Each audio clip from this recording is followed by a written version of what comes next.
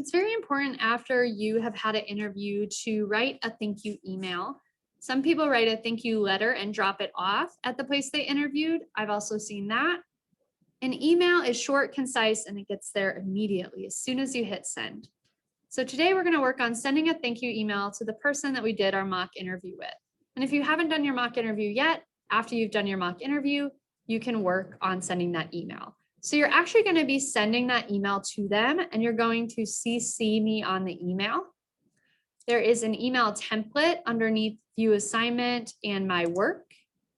And I've listed out a few of the people that conducted the interviews, but if your interviewer's name is not on here, please feel free to ask. So the subject line would be thank you, general interview, and you would address them by their name, last name preferably, with Miss for someone who identifies as female and Mr. as someone who identifies as male. So here's just a brief template that highlights the key components of a thank you email. First and foremost, you want to thank them for speaking with you today about whatever the position is you're interviewing for and a place that you're interviewing for. You want to highlight that this job seems to meet your skills and interests, or celebrate that agency. I really enjoyed your school. It was very neat and set up nicely. Seemed like all the students were engaged in classes, and I would love to be a part of that environment. Just an example. The creative approach to account management that you described confirmed my desire to work with you. This is very similar to a teacher highlighting the organization of a classroom and also the commitment of the teachers and engagement of the classes. In addition to my enthusiasm I'll bring to the position, now we highlight our skills. So strong writing skills, you can talk about communication, assertiveness, ability to work on a team or encourage others, working collaboratively, pretty much strengths that you highlighted in your resume, you can include here. The final statement, you want to say thank you. So I appreciate the time you took to interview me. I'm interested in this position and working for you, and I look forward to hearing from you soon. It's not overly aggressive, it's assertive without having any expectation necessarily of getting the job. I've seen people also say best of luck in your search, but I think this is a fine template to use. Make sure you tweak it and put it in your own words instead of just using the whole template. And then you'll fill in your name, address, city, state, zip code, email address, and phone number. The other part of this assignment is to create a LinkedIn account. So there is an article that you can read about how to create a solid LinkedIn account. So you can read through this article that goes through the do's and the don'ts, what you should include on your LinkedIn and what should maybe be left out. And then there's several other articles linked. So making sure your LinkedIn tells a story and builds your own personal brand. So what calls you to the industry and what sets you apart. Knowing your audience and what keywords to use to get their attention. So are there certain technical skills you should highlight that you have, et cetera, et cetera. And working keywords in throughout your profile. We want to avoid certain buzzwords because sometimes those can not necessarily pertain to a certain job, and they don't necessarily say a lot about us as an individual. So we see a lot of these words in people's accounts, and they're not necessarily captivating because so many people have them in their account. Completing your profile is important, so making sure that you have all the necessary information so someone can find you.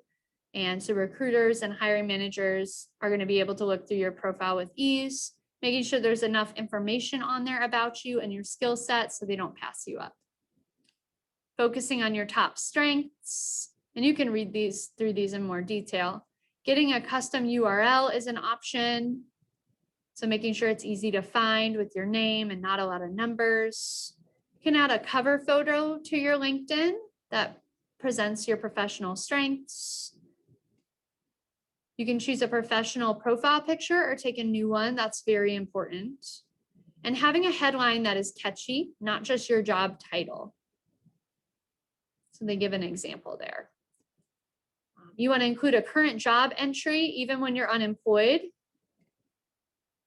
And make sure that your intro includes former names if you use those, name, pronunciation, location, which helps employers to know where you're at and be able to connect easier, what industry you're interested in, and your contact info, making sure that's up to date and accurate.